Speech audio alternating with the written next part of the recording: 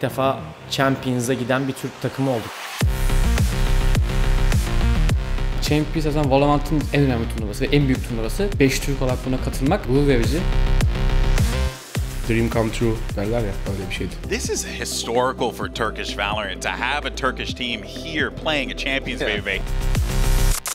Senenin başında sorsaydık Los Angeles'a gidebilir mi diye. Bence %90 kimse gidemez derdi. Bence en başından beri sürpriz. Bir şeyin bana yapılamaz veya edilemez veya başarılamaz denilmesi beni tetikliyor. Hırs en tepeye çıkıyor. Bu asıl kadroyu korumak, hani şampiyonluğa gitme amacımızdı aslında. Los Angeles'a gittiğimdeki ilk istediğim şey playoff'a kalmaktı ve bunu başardık. En büyük turnuva, en güçlü takımların bulunduğu yer. Champions bu sene bizim için bir hayaldi. Bu hayalimizi gerçekleştirdik. Bütün oyuncularımızın, bütün koç ekibinin ve kulüp yetkililerinin tabii ki burada emeği geçen herkesin ellerine sağlık. Kesinlikle. Unutulmaz bir başarı. Fut'tan biz razıyız. Harika sezon geride kalıyor. İlk kez çıktıkları arenada önce bölgesel başarı, sonra Tokyo'ya gidiş, oradan Dünya Şampiyonası'na gitme. Her anlamda tarihi bir sezon oldu onlar için ve bize de bunu yaşattıkları için tekrar bir tebrik göndermek gerekiyor gerçekten.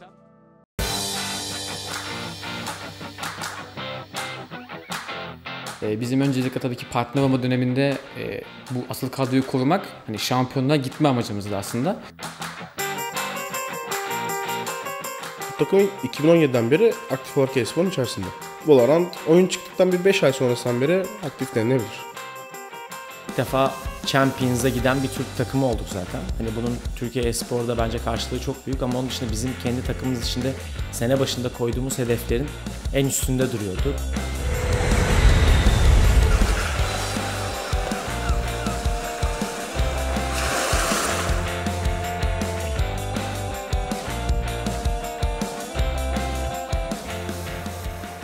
Abi buralar eskiden hep topluluktu biliyor musun? Yeni böyle gelişmeye başladı. Yapacak bir şey yok. Kameralara oynamayı severim.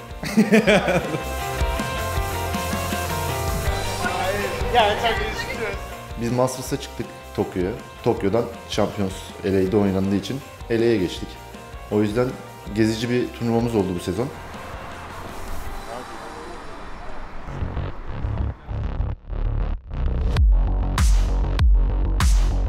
Günümüz mesela normalde eğer oradayken turnuvalar öncesinde işte oyuncular 10-10.30 gibi uyanıyorlar, kahvaltı ediliyor. Sonra bir el ısınma sağlayıp 12'den sonra akşam 6'ya kadar bir prep programı yapıyoruz. Oradaki turnuvadaki oynayan takımlarla oynuyorsunuz zaten, işte başka gruptakilerle. Aman. Bazen 6 tane atıyoruz, bazen yoğunluk azaldığı zaman 4'e düşüyor. O tamamen turnuva programına göre, çalışma programımıza göre değişiyor. Orada belki günlük 7 saat, belki 8. Yeri geldi tabii daha hızlı attık ama ortalaması herhalde 6-7 saattir.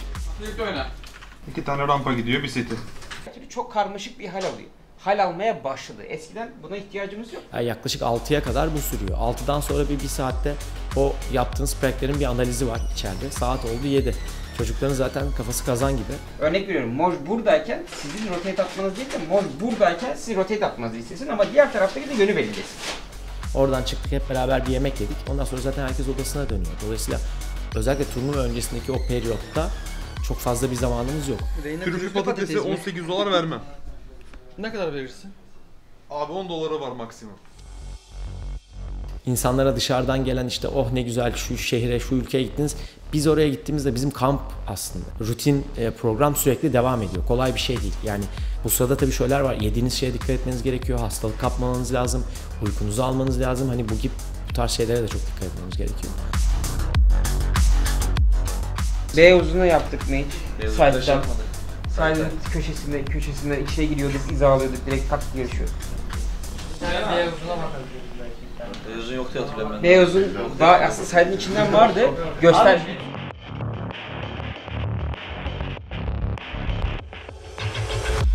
Yapacak çok bir şeyiniz olmuyor. En fazla bir restorana gidebiliyoruz. Yemek yiyoruz hep beraber. Sonra herkes oteline dönüyor. Evet, maç sonrası çıkıyoruz. Çok yedik abi, çok. Normalde bu kadar abi, tamam mı? Aynen. Bak şişti. Allah gibi de şişti bak.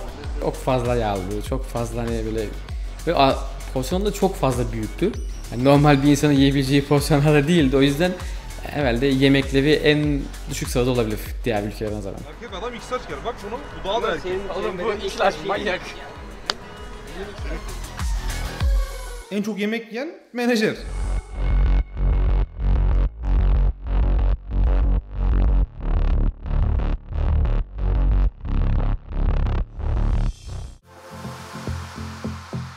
Sadece hani ilk gittiğimizde şehrin bu kadar büyük olmasını beklemiyordum. Hani Google haritadan ne kadar küçük gözükse de alanlar çok büyüktü. Yani aslında bir oyun içerisinde gibi bir şeydik. Yani GTA'dan bilirsiniz belki, hani bayağı bildiğin GTA'ydı yani. Aynısıydı, hiçbir farkı yoktu.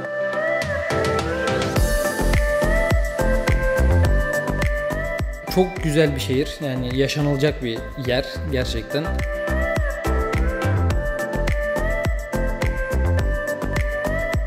Koç eşittir arkadaşlık gibi geliyor bana.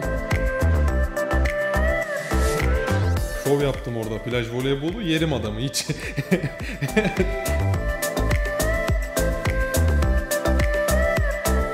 Amerika'da outlet kültürü biraz fazlaymış.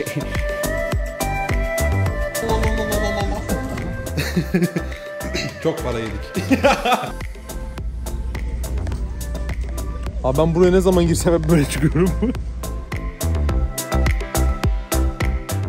Yaptık takımdaki herkes.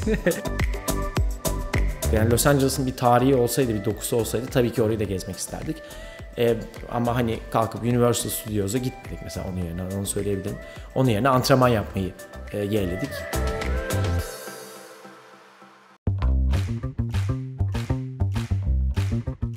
Yok, kafam daha açılmadı. Otelden indik soğuk, arabaya bindik soğuk, indik sıcak falan. O kamera konusuna gelirsek ben kamerayı çok sevmiyorum açıkçası. Yani bir röportaj olsun ben diyordum ben çıkmayayım, işte bir şey olsun ben çıkmayayım diye hep böyle geri çekiyordum ama artık biraz üst seviyeye geldiğin zaman bunun gerekli olduğunu görüyorsun bir süreden sonra ve zaten alışıyorsun yavaş yavaş. Biz de şu an alıştık. Öyle ekstra artık kamera karşısında çok bir çekince olmuyor açıkçası. İlk bu profesyonel çekimleri Lokin Brezilya'da yapmıştık. Her gittiğimiz yerde hep aynı şeyler yapılıyor. Hep aynı şeylerden yani biz de sıkılıyoruz. Yani elimizden geldiğince tabii eğlenceli hale getirmeye çalışıyoruz. Sonuçta iş yapıyoruz. Her türlü her şeye uymak zorundasın. Adamlar ne sunuyorsa onu yapmak zorundasın. O yüzden sıkıcı gelmiyor bana.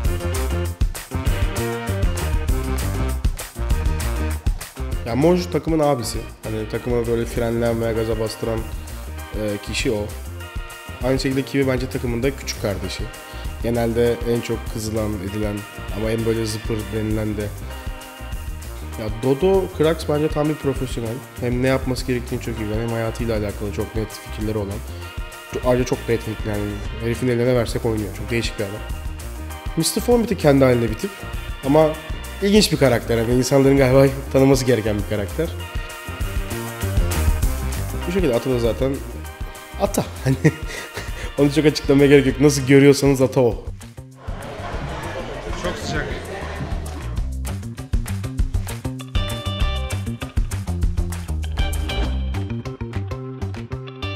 Abi yorulduk ya. Günde 8 saat bırak. Etrafımız düşmanlarla dolu. Nerede olduğumuz belli değil.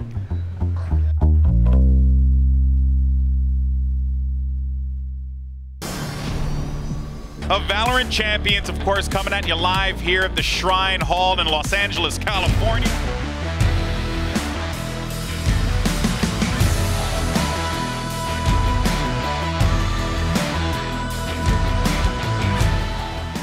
Totalde 5-6 aylık bir sürenin sonundaki en son turnuva ve uluslararası bir turnuva ve bütün ülkelerden, dünyanın her bir yerinden en başarılı takımların katıldığı bir turnuva. Senenin başından beri sürprizdi biz.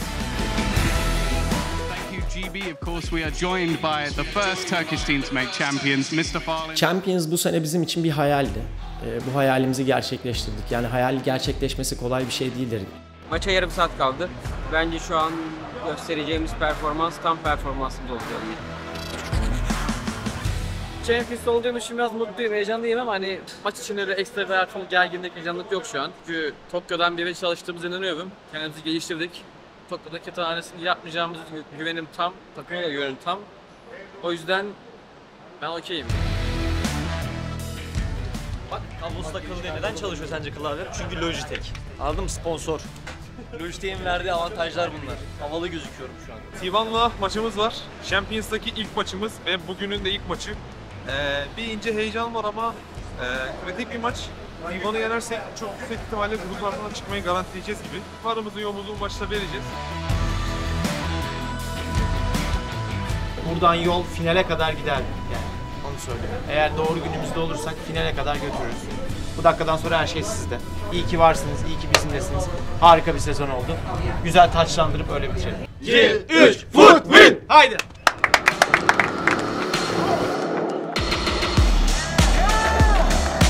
Footy Sports.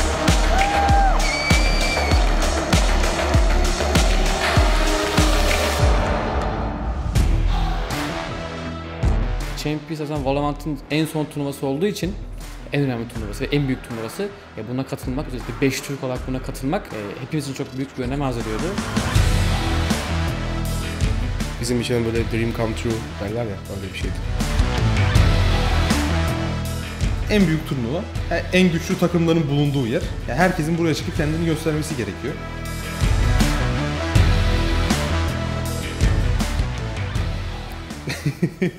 Ne zaman hırslanırım? Dur bir oğlum, açılsın da saniye. Ama hadi kanım kaynıyor. Hadi. Dur bebe. Adam vur adamı. He's left a teammate behind as well. I don't think cracks was expected. The flank from Sire will dome one, but the trades are coming back thick and fast. Bu watch partiler, yani özellikle taraftara çok teşekkür etmek istiyorum. Çünkü bazen gece 3'te oluyor, bazen sabah karşı 6'da, bazen hafta içi 10'da ve saat, gün fark etmeden geliyorlar. Oyun içinde seyirci mesela biri round aldığında veya ekstra bir şey yaptığında seyirci sesleri de bize geliyor. Yani ne kadar 2 tane kulaklık da taksak onları duyabiliyoruz ve o atmosferi hissedebiliyoruz oynarken.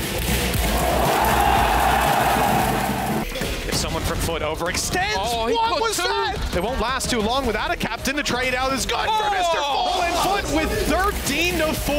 Ben oturduğumda bilgisayara kazanmak için oturuyorum. Hırslıyımdır. Bir hırsla ilk maça bir de cidden mantıklı oynayarak katıldık turnuvaya ilk maçtan. It's an ace for Kiwi. And that will do it. 13-7. An incredible debut for the side of Foot as they take their opening series 2-0. Barely. Sene başında yaptığımız planlamanın çok üstüne çıktığımızı görmek bu anlamda hem bizim kulübümüz açısından hem de bence Türkiye e-spor için çok önemliydi. Önce bir grupları bir atlatalım, top 8 yapalım. Sonra her yol Paris'miş, öyle duyuyorum. Hadi bakalım. Sözü aldık. Dün bizim için güzeldi. Güzel oynadık. Umarım dünkü performansımızı bugün de gösterebiliriz. Seyirciye böyle yapmamız lazım. Ama bugün kritik bir maç. Ama takım iyi, koçumuz iyi, herkes iyi. Bakalım, hayırlısı. Kazanacağız.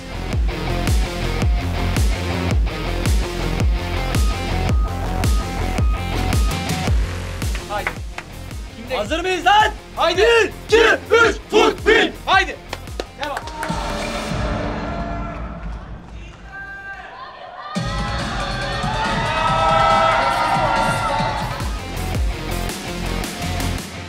Yani öncelikle her maç çok zordu. Hani o yüzden öyle bir ayrım yapabilir miyim bilmiyorum. Hem mental olarak o maçlara hazırlanmak, işte oyuncuları hazırlamak vesaire. Ama herhalde EG maçını kaybetmek çok zordu. En zorlandığımız maç EG'ye oynadığımız maçtı.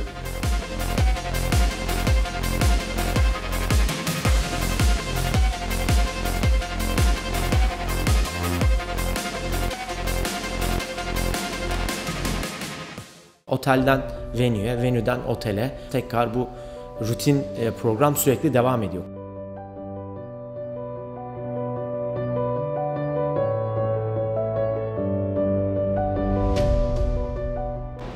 Yap. Hazır mısın? Ben hazırım, sen hazır mısın? Şov yapmayayım abi. Bazen boka sarıyor benim şovlar. Ekstraya kaçmayayım. Bilmiyorum, aşırı heyecan var. Aşırı heyecan bastı beni. Beyler çok kısa. Bugün dönmüyoruz ya. Tamam? Bugün dönmüyoruz yani. Biz burada devam ediyoruz. 2, 3, put, win! Haydi. O maç bizi gruplardan çıkarıyordu. En iyi 8 takımın arasına sokuyordu. O yüzden de bizim için çok önem arz ediyordu. Hani evet en üst seviyede belki değiliz ama en üstün bir çıta altında olduğumuzu, bize yine en azından orada olduğumuzu hatırlattı.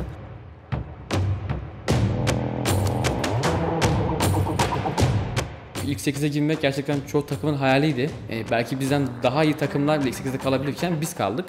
Bunu da başarmak için tabii ki 1,5 yıllık bir emeğin karşılığında verdiğimizi düşünüyorum. This is a rematch with O anki duygu patlaması çok ayrı bir şeydi yani. Çok sevindiriciydi. Ya benim orada Los Angeles'a gittiğimdeki ilk istediğim şey playoff'a kalmaktı ve bunu başardık.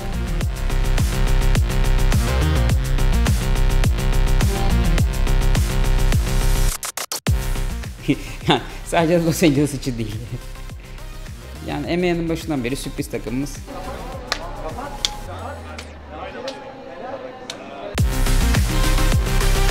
Vallahi arada ekstralara kaçmayı seviyoruz. Yani sürprizleri severiz. Bu sene boyunca konuşulduğu zaman ne zaman böyle bir power ranking yapılsa hep Fut ya sonuncudur ya sondan bir üsttedir hani. Herkes öyle koydu bugüne kadar. Hani çok güzel bir cevap verdik bunlara. O yüzden de hani herkese selam olsun diyeyim, ne diyeyim. Bu sene ne yaptıysak büyük ihtimal seneye 2 katını yapmamız gerekecek. Seneye de şampiyonsu görmek hedefimiz. Top 8 yaptık. Bundan sonra daha da üste çıkmamız gerekiyor. Artık playoff'un da üstüne çıkmak. Artık o tepedeki takımları artık yenebilecek düzeye gelmek 10 numara oluyor. Yani tek hedefim o şu an. Sadece bir kere yaptığınız şey günün sonunda şans adı altında değerlendirilebiliyor. Ben de bunu hiç istemiyorum. Biz buranın gedikli bir takım olmak istiyoruz. Champions'ın hani düzenli katılımcılarından bir tanesi olmak istiyoruz. Bir şeyin bana yapılamaz veya edilemez veya başarılamaz denilmesi beni tetikliyor. Onu sevmiyorum. Yani ona biz karar verelim. Başkasının birisi adına böyle bir şey yapması olduğu zaman hırs en tepeye çıkıyor.